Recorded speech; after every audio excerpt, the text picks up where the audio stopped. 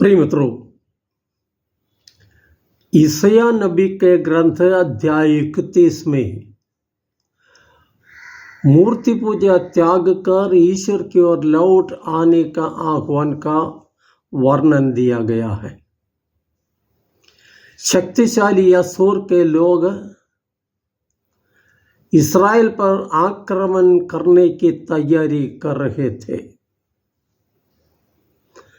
इस खबर से इस्राएल जनता और राजा कांप उठे और मिस्रियों से सहायता मांगने का विचार करने लगे।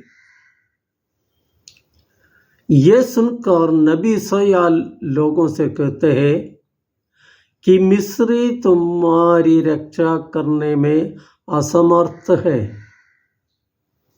सही सुरक्षा प्रभु से ही मिलेगी और यह तभी संभव होगी जब कि इस्राएली मूर्ति पूजा त्याग कर ईश्वर के बताए नियमों के अनुसार जीवन बिताए।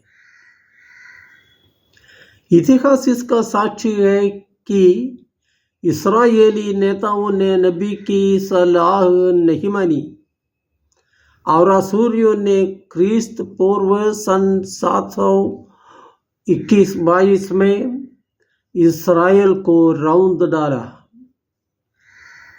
वे अधिकांश लोगों को गुलाम बनाकर ले गए और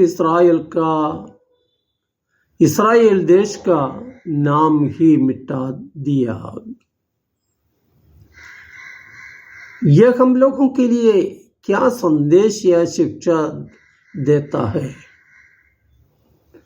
जीवन की परेशानियों में क्या हम प्रभु को त्याग कर मुल्ला बाबाओं की शरण जाते हैं? हम यह सत्य गंभीरता से समझ ले कि सर्वशक्तिमान प्रभु पर भरोसा न रखकर इधर उधर भटकने वाले लोग सूखे कुओं में पानी ढूंढने वालों के समान है। उन्हें कुछ हासिल न होगा। इस्राएलियों के विषय में नबी ने कहा कि वे लोग जीवन जल देने वाले प्रभु को त्याग कर सूखे कुओं की तलाश में है। परिणाम भयंकर था। इस्राएल के पतन का कारण उसकी मूर्ति पूजा था। कितनी कितनी मूर्तियों की पूजा हम लोग करते आए हैं। धन की, शराब की, अनैतिकता की, रिश्वत की, चुगलखोरी की, अहंकार की। लंबी है ये सूचिका। फिर भी हम लोग कहते हैं हम लोग दुनिया में रहते हैं तो सब चलता है। प्रभु कहते हैं लौट आओ, मैं ही तुम्हारा प्रभु हूं। थेसलनीकियों के नाम पत्र द्वारा संत पौलुस बताते हैं कि विश्वास के कारण जब पीड़ाएं, परेशानियां और तिरस्कार सहना पड़े तो विचलित न हो। बिना हिम्मत हारे प्रभु पर भरोसा रखते हुए सब कुछ सह लिए। उचित समय पर हमें पुरस्कार मिलेगा। लेकिन हम लोगों की समस्या यह है कि ईश्वर निर्धारित उस उचित समय तक इंतजार करने को हम तैयार नहीं है। हमें पुरस्कार अभी चाहिए।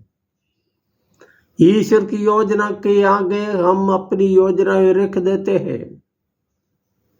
आदर्श को महत्व न देकर जो दृश्य है उसी के पीछे हम दौड़ते रहते हैं और हम कभी अपने लक्ष्य पर पहुंचते नहीं है। क्योंकि हमारा विश्वास कमजोर है। जीवन में सफलता और सच्ची सुख शांति पाने के लिए हमारी योजनाओं में ईश्वर को मुख्य स्थान देना अनिवार्य है।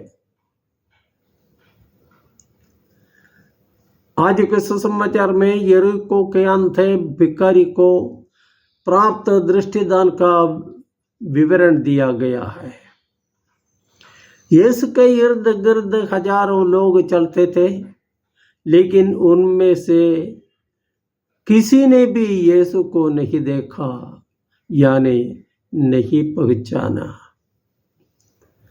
उनके लिए नासरत के यीशु एक चमत्कार करता थे, या दीन दुखियों के मित्र थे, या बड़े गुरु थे, या विदेशी रोमी शासन को उखाड़ फेंकने वाले शक्तिशाली भावी राजा थे। लेकिन उस अंधे भिखारी ने यीशु नासरी में दाऊद के पुत्र को अर्थात प्रतिज्ञात मसीह को देखा। वो समझ गया कि मेरी मुक्ति की घड़ी आ गई है। लोगों की डांट फटकार से वो विचलित नहीं हुआ। वो मौका खोने को वो तैयार नहीं था। आखिर प्रभु की मधुर आवाज उसके कानों में आ पहुंची, क्या चाहते हो? मैं तुम्हारे लिए क्या करूं? प्रभु मैं फिर देख सकूं। उसकी आंखें खुल गई। उसने प्रभु को देखा।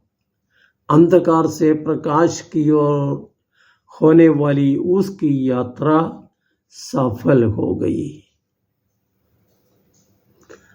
कभी कभी मन में यह सवाल उठता है, गिरजाघरों में खासकर त्योहारों के दिनों में जो भीड़ जमा होती है, उनमें कितने लोग प्रभु की खोज में आते हैं और प्रभु का शब्द सुनते हैं? बहुत कम। ज्यादातर लोग तमाशे देखने वाले, बाधा डालने वाले, टिप्पणियां करने वाले या रीति रिवाज निभाने वाले रह जाते हैं। हम अंधकरण की जांच करके देखें, इस विश्वास यात्रा में हम कहाँ हैं? जीवन यात्रा में साथ चलने वाले ईश्वर को पहचानने की कृपा के लिए हम प्रार्थना करें। जय यीशु।